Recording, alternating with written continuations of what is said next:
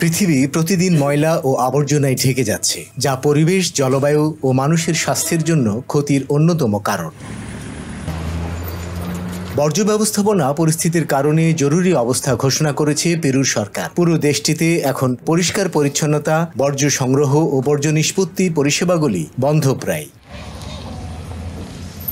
পরিবেশ মন্ত্রণালয়ের আদেশ অনুযায়ী ৬০ দিনের জরুরি অবস্থার মধ্যে প্রবেশ করবে, যে সময়ের মধ্যে স্থানীয় কর্তৃপক্ষকে একটি কর্মপরিকল্পনা তৈরি করতে হবে। পরিকল্পনায় স্বাভাবিক বর্জ্য ব্যবস্থাপনা, পুনঃস্থাপন ও জনস্বাস্থ্য ঝুঁকি মোকাবেলার জন্য স্বল্পমেয়াদী ও দীর্ঘমেয়াদী ব্যবস্থা উভয়ই উল্লেখ করা হবে বলে আশা করা হচ্ছে।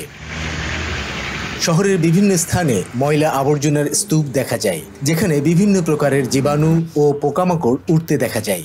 এমন ঘটনায় পরিস্থিতি সামাল দিতে পিলকোমায়োর স্যানিটেশন ও পরিবেশ ব্যবস্থাপনার কর্মীরা তৎপরভাবে জরুরি পরিষ্কার পরিচ্ছন্নতা কার্যক্রম চালাচ্ছিলেন। এ বিষয়ে পিলকোমায়ো উপজেলার স্যানিটেশন ও পরিবেশ ব্যবস্থাপনার ডেপুটি ম্যানেজার মেরিনো মান্ডি করজু বলেন, আমাদের পর্যাপ্ত ময়লা আবর্জনা ফেলবার জায়গা নেই, সে কারণেই আমরা এই বর্জ্য নিয়ে কঠিন সমস্যায় আছি।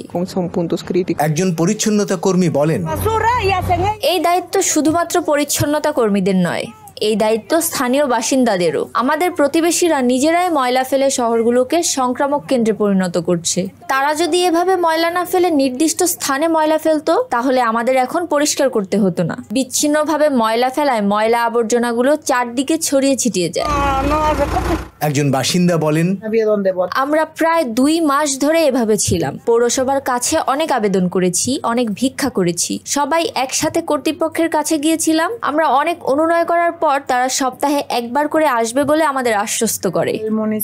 বর্তমানে পিলকোমায়ো শহরের কঠিন বর্জ্য সংগ্রহ ও নিষ্পত্তির জন্য শহরটির পার্শ্ববর্তী এল তাম্বো উপজেলার সঙ্গে ৩ মাসের চুক্তির অধীনে কাজ করছে।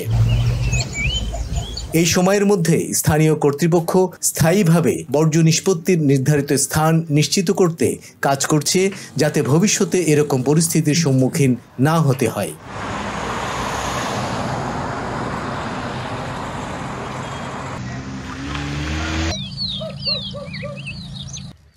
মুস্তাকিম স্বাধীন, ডেস্ক রিপোর্ট, নয়া শতাব্দী।